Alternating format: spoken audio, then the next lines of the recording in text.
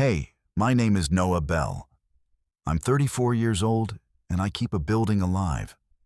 I'm the chief engineer of the Hale Tower, 31 floors of glass and limestone on Euclid Avenue in downtown Cleveland, Ohio. The kind of building people walk past their whole lives without ever once wondering what makes it work. They get in the elevator. They expect it to come. They turn the tap. They expect hot water. They get cold in January. They expect the radiator under the window to tick and warm and make the room livable. And not one of them in 31 floors ever stops to think about where any of it comes from. That's by design. That's the whole job, really. You do it right, and you stay invisible.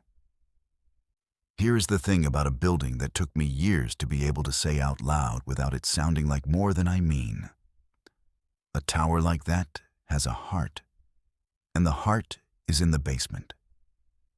Down in the sub-basement, 3 floors below the lobby, below where the parking ends, in the dark and the noise.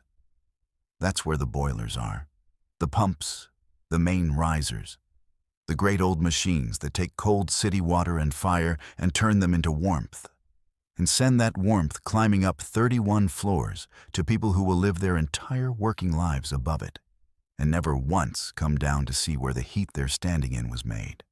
Heat rises. It's the first thing anybody teaches you in this trade. You make it in the cold and the dark at the very bottom, and it goes up all the way to the top, to the people who'll never know your name. I knew that suited me before I ever had words for why. My days, or really my nights, since the building runs hardest when nobody's in it, went like this. I came in at 3 in the afternoon and walked the systems top to bottom. I read gauges.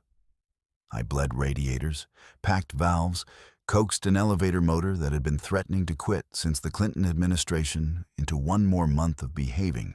I ate a sandwich standing at the workbench in the shop off the boiler room, the one my father built, at a vise that still had his initials filed into the jaw.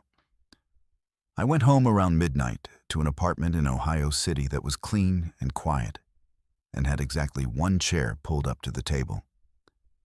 And most nights, the only thing that lit up the place was the phone on the counter telling me a sensor had tripped on floor 19 and I'd be going back in. I'd gotten so used to that 1 chair that I'd stopped seeing it. Which is the kind of thing that happens to a man and doesn't announce itself. You don't notice the quiet move in. You just look up one day, and it's been living there a long time and it's not going anywhere. I'll tell you the wound part now, plain, the way I'd tell you a reading off a gauge. Because that's the only way I know how to say it. My father kept this building before me. He had it for 26 years, and he dropped dead next to the number 2 boiler in the sub-basement when I was 19 years old. And my mother had already been gone 3 years by then. And there was a 9-year-old at home named Lena who was suddenly mine to raise. So I took my father's job, and I took my father's kid, both in the same week. And I kept the 2 of them alive for the next 15 years. Lena's a nurse down in Columbus now, married, happy. She calls me Sunday nights and tells me I work too much, and I tell her she should talk. I did that right. It's the thing in my life I'm most sure I did right. It's only that somewhere in 15 years of keeping everybody else warm, I forgot to build a fire of my own. And you don't feel the cold of a thing like that until you're standing in the middle of it at 34 with the kid grown and gone, and the building humming along fine. Not needing one single thing from you it couldn't get from the next man they'd hire the day after you were gone. That January, the cold came down out of Canada and parked over the lake and didn't leave for 6 weeks.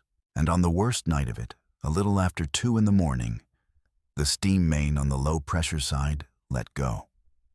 I felt it before the alarm even tripped, a change in the building, a pressure dropping somewhere it shouldn't, the way you feel a person in the next room go quiet. I was already moving for the sub-basement when my phone started screaming. And by the time I got the failed section isolated and the secondary loop fighting to pick up the load, The building had started to go cold from the top down, the way they always do, the high floors first. I figured I was alone. At 2:30 in the morning, the Hale Tower is as empty a place as exists in the city.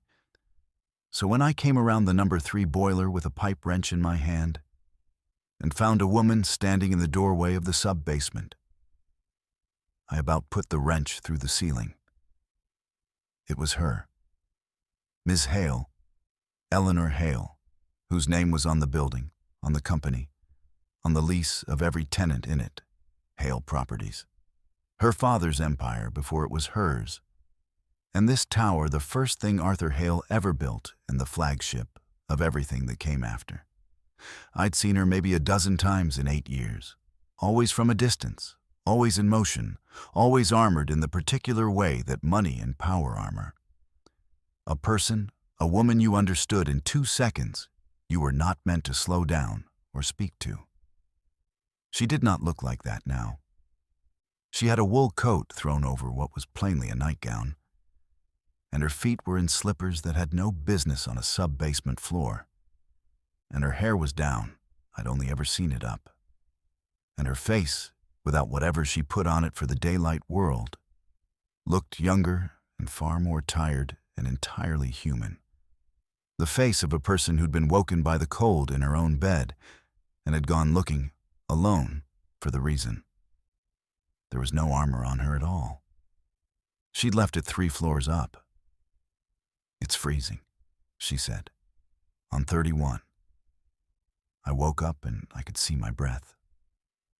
She looked around the boiler room like a person who'd wandered into the engine of a ship she'd been sailing her whole life without ever once going below. I didn't actually know how to get down here. I had to ask the guard. Here's the part I think about. Every instinct I had said the same thing, the thing 15 years of staying invisible had trained into me. Say, "I've got it under control, ma'am. I'll have heat back inside the hour and disappear back into the dark where you belong."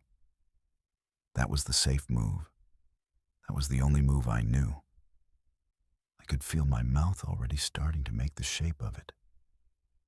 A woman like that, in the middle of the night, in my part of the building, you handle the problem and you make yourself scarce. Because people like her and people like me don't stand in the same small room and have a conversation. That's not how the world is built. And then I looked at her again. Really looked at the breath fogging in the cold of her own basement, at the slippers, at a face stripped of everything she used to keep people out. And I saw that she wasn't a CEO standing in a doorway. She was a person who'd been cold and frightened and alone in a building with 31 floors and not one other living soul awake in it. And she'd come down into the dark by herself to find out why, because there was nobody to send. So I didn't disappear. I said, "It's a steam main." The cold finally got the old section. I've got the building back on the secondary loop, so it'll come up slow. Give it an hour, maybe 2 for the top floors. I pulled the good chair, the one with the back, away from the workbench. "It's warmest right here by number 3 while we wait. You're welcome to it. I'd offer you coffee, but all I've got is what comes out of that machine. And I won't lie to you about what that is." She looked at the chair. She looked at me. And then Eleanor Hale, who owned the chair and the boiler and the building and the ground it stood on, sat down in my work chair by the number 3 boiler at 2:30 in the morning like it was the first time anyone had offered her anything in a very long while. And she let out a breath and she said, "I'll take the coffee. I have extremely low standards at this hour." And that was the first true thing I ever heard her say. The heat came up. She didn't leave when it did. That was the strange beginning of it. She stayed almost till 4 that first night in the chair, wrapped in her coat, while I worked and we talked about nothing. The building, mostly. which turned out to be the one subject in the world that put us on level ground. And a week later, on another cold night, she came down again. And then it stopped being only the cold nights. It took me a while to understand it, and when I did, it knocked something loose in me. Eleanor Hale lived in the building. The top 2 floors weren't just her office. They were where she actually lived. And she lived there because there was nowhere else and no one else. No house with somebody in it. No place she'd rather be at the end of a day. Just the tower, where the work was, where her father's name was, where she could go from the desk to the bed without ever having to be a person in between. She'd built a life with no exit from the office, because the office was the only place she'd ever been told she mattered. And somewhere in all those floors of glass, the only room in her entire kingdom where nobody wanted anything from her, where there was no title and no performance, and no board, and no decision that 30,000 jobs hung on, was a boiler room in the dark at the very bottom, with a man in it who hadn't known how to be anything but invisible his whole life either. We were the 2 loneliest people in a building full of empty rooms, is what we were. We just happened to be the only 2 awake to notice. I'd assumed, the way you assume, that a woman like that wouldn't know a steam trap from a stop valve, that all of this was as foreign to her as the moon. I had her wrong, the way I have most things wrong, out of habit, out of expecting the easy version.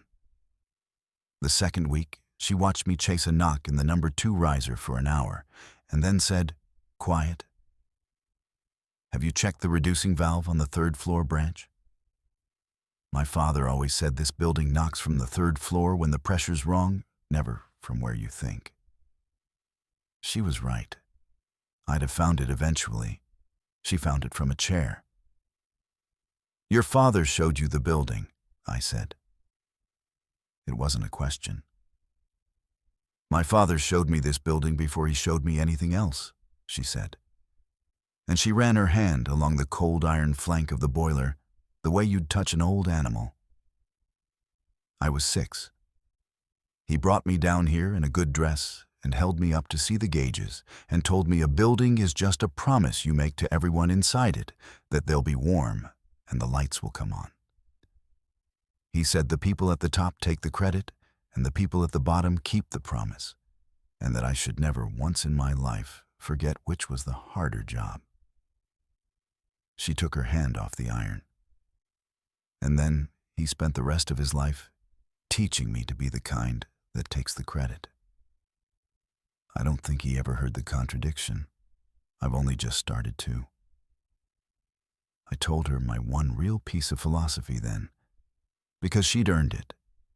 The thing about heat rising, about how it's made in the dark at the bottom by people whose names nobody learns and goes all the way up to the top to warm the ones who'll never come down.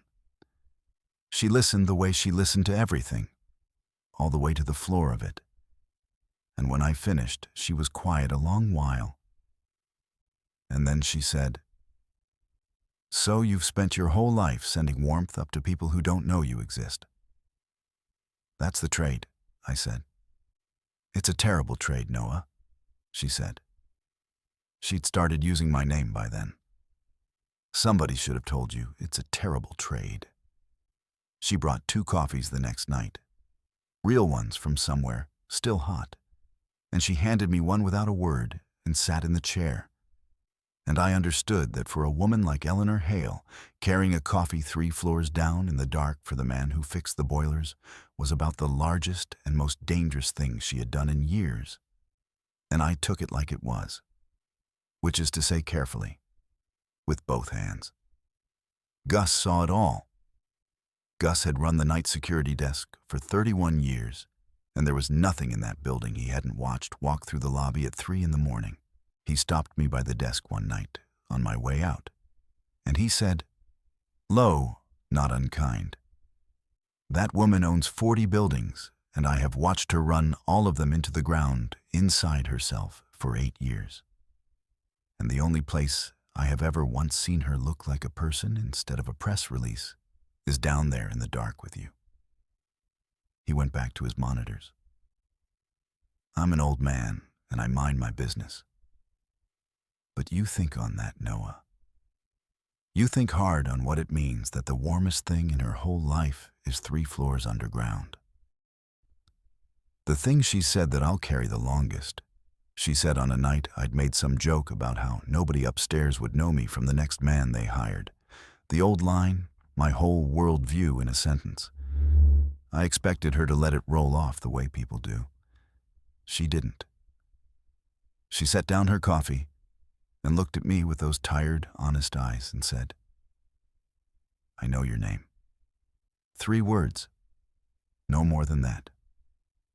"I know your name, Noah Bell. And I know your father's initials are on that vice. And I know you raised a little girl in this building.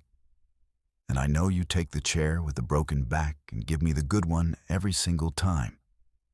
And think I don't notice. The next man they'd hire is a stranger to me. You are the only person in 31 floors I'd come downstairs to see."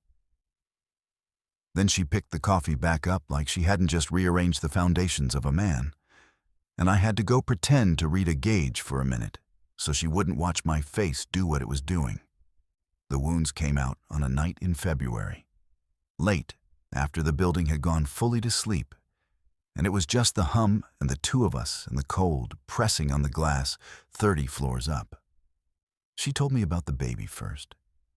She told it flat, factual, in the plainest words, which I've learned is how people hand you the thing that actually broke them. 11 years ago, she'd been pregnant. Nobody had known. She'd been in the middle of the acquisition that doubled the company, the one that made her father finally look at her like she was the heir and not just the daughter. And she had worked straight through it. And she had lost the pregnancy in a hotel bathroom in another city in the 3rd month, alone. And she had been back on a conference call 40 minutes later because the call could not move, and she had been raised by a man who taught her that nothing was ever permitted to move. Not for that. Not for anything. "I told myself there'd be time," she said, looking at the dark glass. "I told myself I'd do the company first and the rest of it after. The way you eat your vegetables first. My father always said the company was the only thing that would never leave me." She was quiet a moment. And he was right. It never left. It turned out to be the only thing in my life that didn't. I just never asked him what the price of that was, because I think I already knew, and I didn't want to hear an old man I loved say it out loud. I didn't tell her it would be all right. It wasn't mine to tell her that, and she'd had a lifetime of people telling her things to make them feel better, not her. I told her the only true thing I had, which was mine to give. I told her about the sub-basement, about the number 2 boiler, about being 19 and finding my father there and a 9-year-old at home who was mine now. I told her about 15 years of keeping everybody warm. And then I said the part I'd never said to a living soul. Not Lena, not Gus, not anybody. I'm good at keeping things alive that aren't mine. The building, my sister, other people's heat. I looked at the iron. I just never once built anything that was supposed to be for me. I told myself it was because there wasn't time, the same as you. But that was a lie I told because the truth was worse. The truth is I decided a long time ago that men like me, in basements, don't get the other thing. We keep the promise. We don't get to be inside it. I made myself finish. I called that being content. It wasn't content. It was just a fire I never let anybody light, because then I'd have something I could lose. She reached over and put her hand flat on the back of my hand, where it rested on the workbench. She didn't squeeze it or pat it. She just left it there, warm, while the building hummed. And neither of us said anything for a long time. And I sat there understanding a thing I didn't dare put into words. That two people who'd each spent their whole lives keeping something alive at the cost of their own had somehow found each other 3 floors underground. And that I was no longer a man who decided in advance he didn't get the other thing. And that this was the most dangerous I'd been since I was 19 years old. Victor Crane found out in March. Crane had been my father's age, near enough, Arthur Hale's old partner, the lead director, a polished gray man with an expensive watch and the absolute certainty of someone who has never once been told no by a person he couldn't fire. He'd been maneuvering for 2 years to push Eleanor toward a merger she didn't want. A sale, really, dressed up as a merger that would have broken the company into pieces and made Crane and his people rich and put Arthur Hale's name in a drawer somewhere forever. Eleanor had been the only thing standing in the door. And Crane, who watched everything, had started to notice that the woman in the door had gone soft somewhere, had started leaving the office, had started looking, God forbid, happy.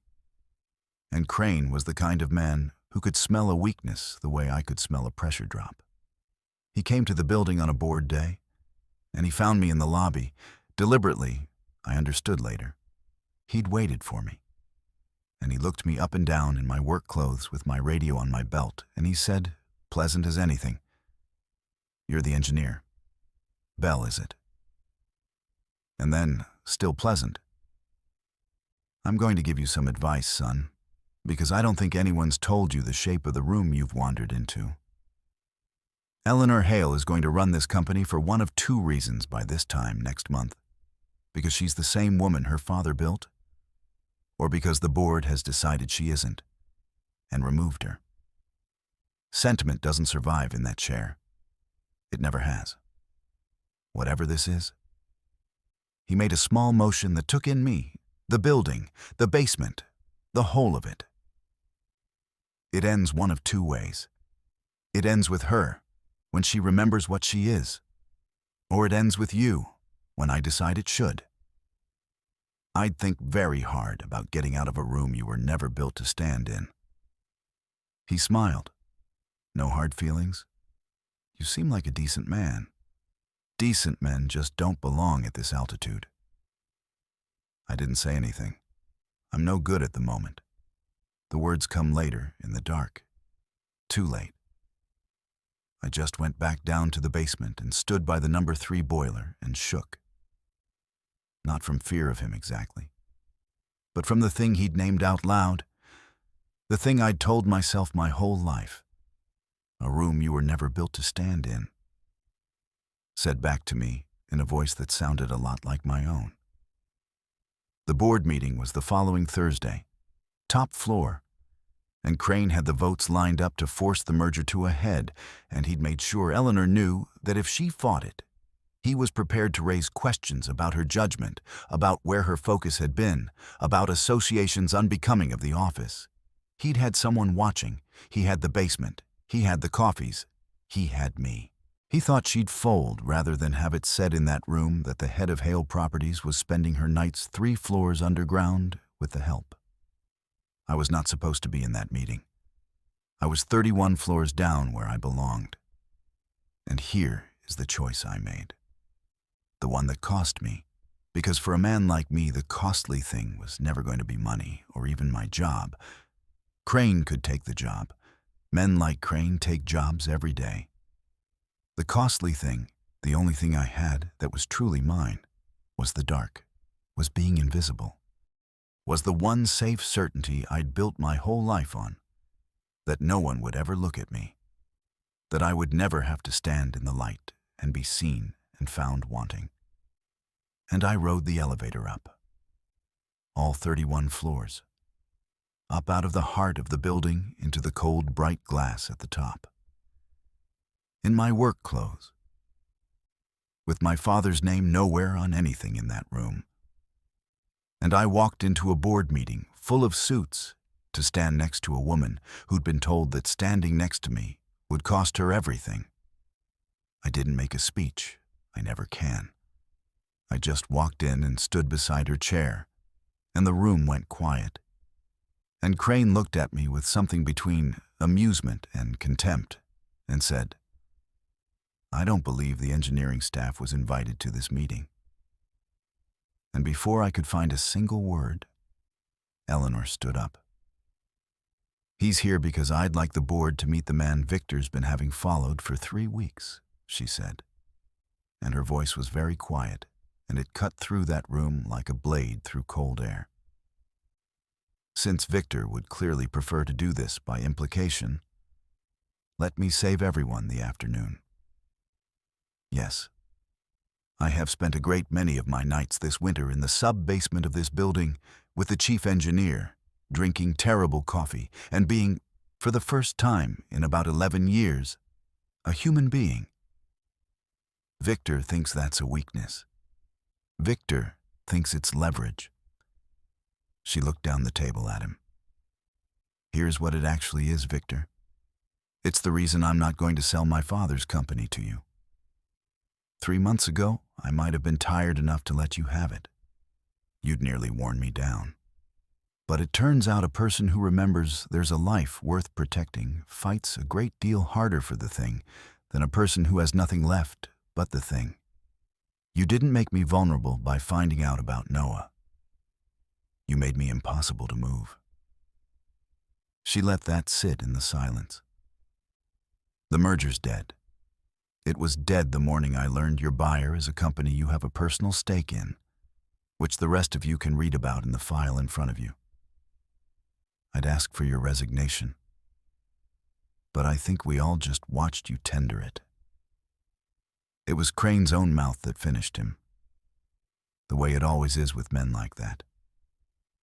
The smooth went out of him, and what was underneath came up. And he looked around the table for the allies who were already not meeting his eyes, and he said low and ugly, to her, to me, to the whole room, "You would burn down everything your father built for him? For a man who fixes the boilers? Arthur would be ashamed of you."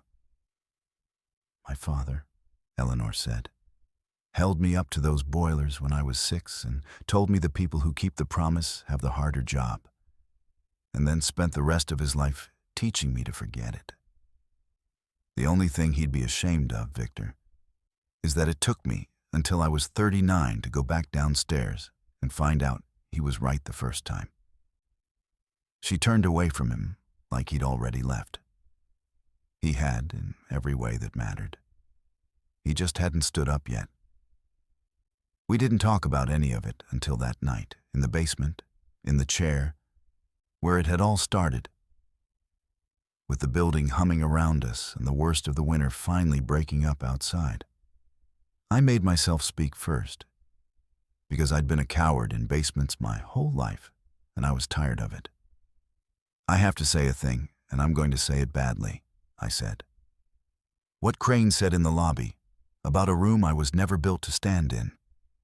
The reason I couldn't answer him is that I've been saying it to myself since I was 19.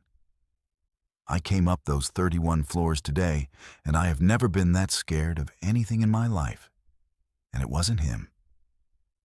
It was being looked at, being seen, up there in the light, and having everyone in the room do the math on what I am and what you are, and find it doesn't add. I've spent 34 years making sure nobody ever did that math. And I'm telling you because I think you ought to know that the man you've been coming downstairs to see is afraid of the daylight.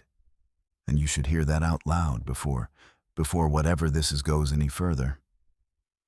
I keep things warm. I don't know how to be a thing somebody chose. I never learned the steps." She was quiet for a long moment. The hum filled it.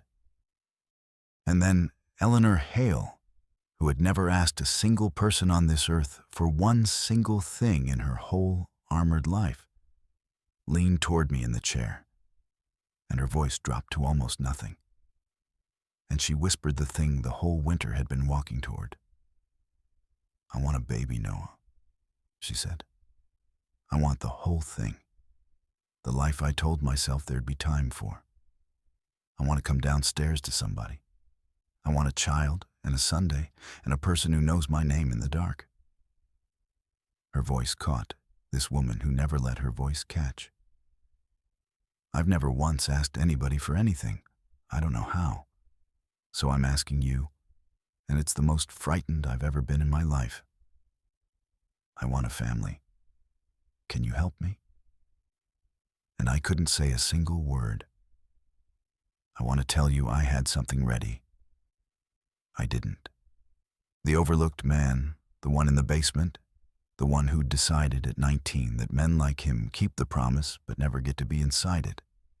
That man had been asked by the last person on earth he'd have dared want to build the exact life he'd spent 15 years convincing himself he wasn't allowed to have. And every word I owned went out of me at once. I opened my mouth and there was nothing in it. I sat in the dark by the number 3 boiler with my father's initials on the vise behind me and a woman in front of me asking me to be chosen. And I could not make a sound. She started to pull back. I saw the old armor reaching for her, the readiness to call it a mistake, to laugh it off, to survive having asked. And that broke the silence in me faster than any word could have. I reached out and took her hand off the arm of the chair the way she'd taken mine in February, flat, warm, and held it. And I found I still couldn't speak, so I did the only thing I knew how to do, which was the truth with my hands instead of my mouth. I lifted her hand and held it against the side of my face, against 3 days of stubble and a man who hadn't been touched on purpose in longer than he'd admit. And I closed my eyes. And when I finally got the words out, they came out wrecked and plain, and they were only 4. Yes, God, yes, help you. I opened my eyes. You've got it backwards, Eleanor. There was never a question of whether I'd help you. The only thing that's ever been in doubt down here is whether a man like me gets to be wanted in the first place. And you came all the way down the stairs to want me. Nobody ever does that. Heat goes up. Nobody ever comes down to the dark on purpose.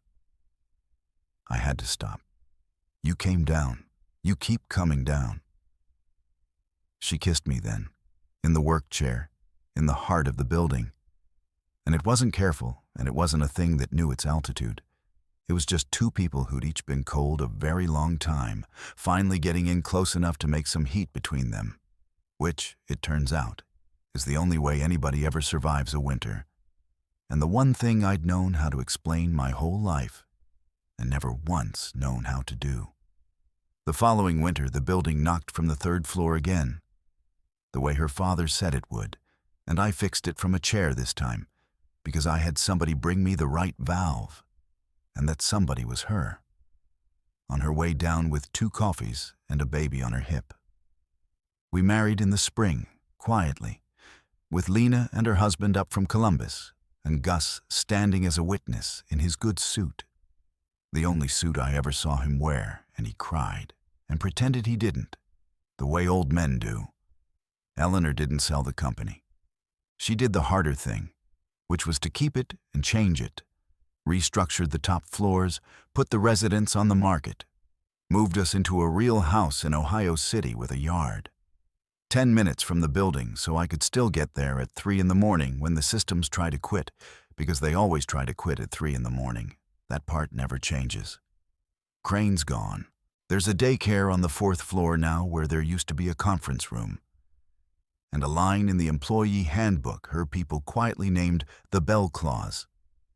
And Eleanor goes down to the sub-basement once a month to read the gauges, because she says it keeps her honest about which is the harder job. The baby is a girl. We named her after nobody. Eleanor wanted a name with no history attached to it. No father, no company, no weight. Just hers. June. Born in June, so it was easy. She has her mother's serious dark eyes and the unkillable lungs of every Belle ever born. And she is, at the moment, fascinated beyond all reason by light switches, which her mother says is a sign, and I say is a sign of nothing but.